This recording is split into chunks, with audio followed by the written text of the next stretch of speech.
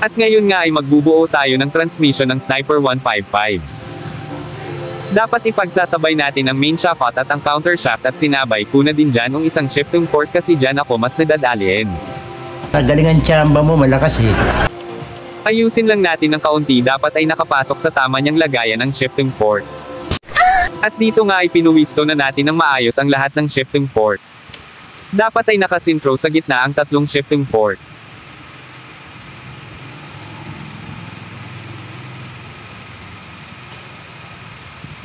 At wag din po nating kakalimutan ang spring ng shifting pin dahil napaka-importante po nito sa ating cambio. Ito po kasi ang tumutulong para makapag-cambio tayo ng napaka-smooth at hindi matigas kapag tayo ay magbabawas o kaya naman ay magdadagdag ng cambio.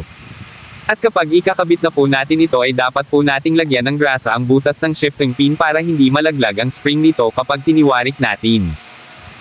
Tamang dami lang po ang ilagay natin para hindi masyado makalat ang ating gawa kasi po naniniwala ako sa kasabihan na a clean mechanic is good mechanic. Gago! Dapat ay polido ang ating paggagawa lalo na pagdating sa makina. At kapag ilalagay na po natin ang pin ay hihilutin lang natin ng kaunti ang shifting fork para mailagay natin ng maayos ang kanyang pin, bali na lagyan ko na din po pala yan ng langis, hindi kulang na ipakita.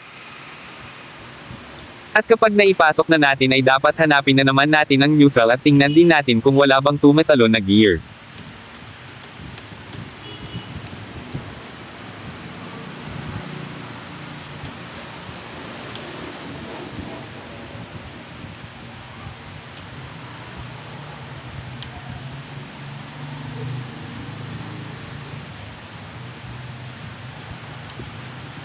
At kapag naipasok na po natin ang lahat ng cambio, subukan naman po natin na magbawas ng cambio kung makakapagbawas ba tayo, baka kasi puro dagdag lang ng gear ang kayang magawa tapos hindi naman nakakapagbawas.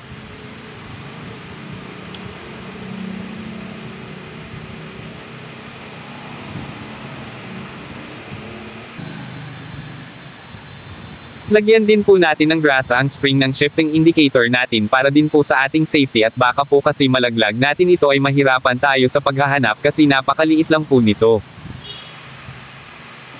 Ito po kasi ang nagsisilbing switch ng ating gear indicator para malaman natin kung naka-neutral ba o nakakambyo tayo.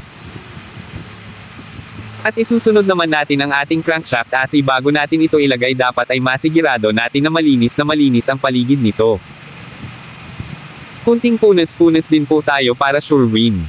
At dapat ay siguraduhin din po natin na walang sira ang ating side bearing, hanggat maaari po dapat ay palitan na natin ito kapag nag-overhaul tayo ng makina para iwas back job na din po kasi kahit pyesa ang bumigay ay sa atin pa din ang posible maging sisi bandang huli.